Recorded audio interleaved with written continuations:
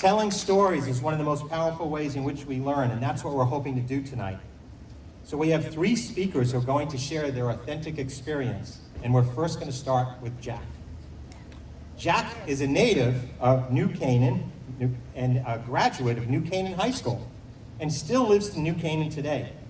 Jack has shared his story in meetings and also in an opinion piece in the local press. This young man is currently a math teacher in Bridgeport, and I'd like to now turn it over to Jack to have him share a little bit of his story. Jack.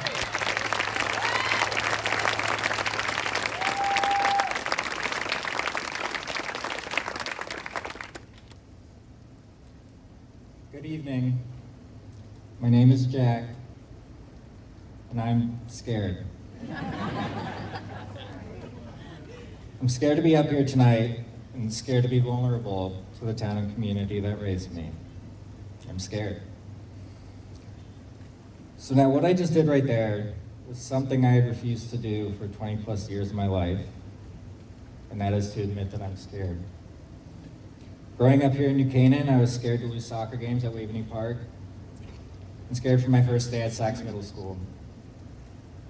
However, despite these fears, I managed a typical New Canaan boy's life, filled with honors classes, close friends I love to this day, and a family who supported me along the way.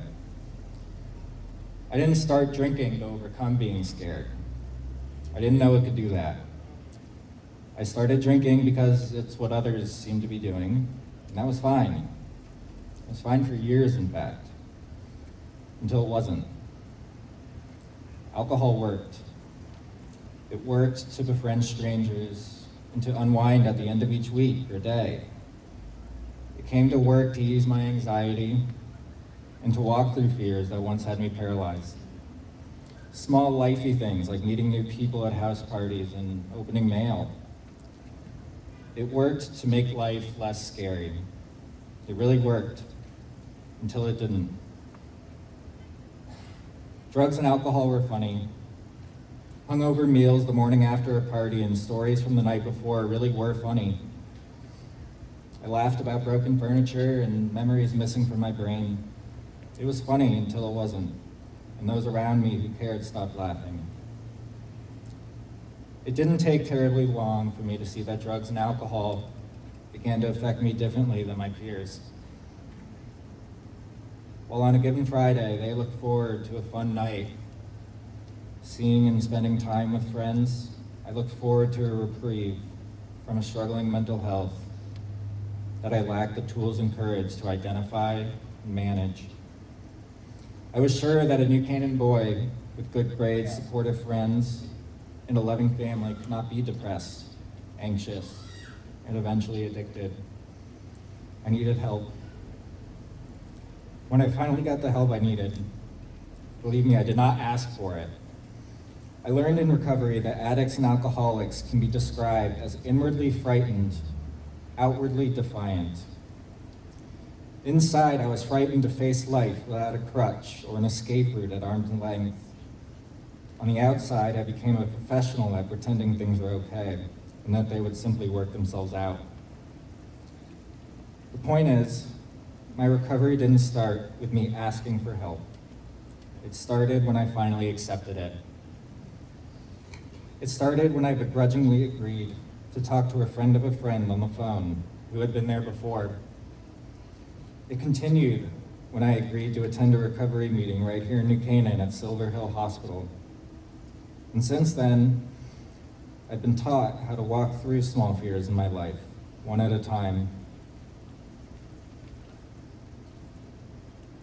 I've since slowly but surely pursued a glamorous and incredibly lucrative career as a math teacher. But along the way, I've learned the healthy coping skills that I once rolled my eyes at.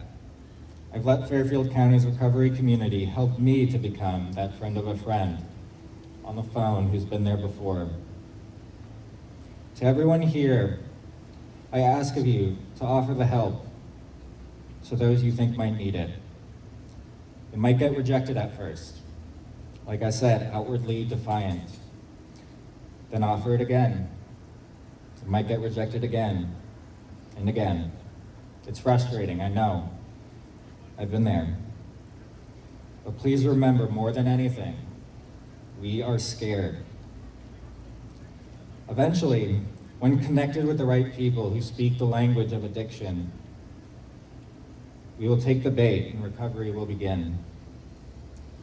Of course, this formula does not have a 100% success rate, and that's why we are here this evening. If you take one thing from me tonight, that if you know someone who might be struggling with their mental health or addiction, please understand that they may not ask for help, but one day they just might accept it. Thank you.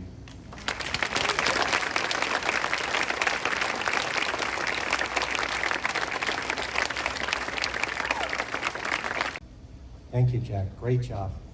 Jack reminds us that the more you show your humanness, the more you're lovable. And to put himself out there like that tonight, again, I commend you.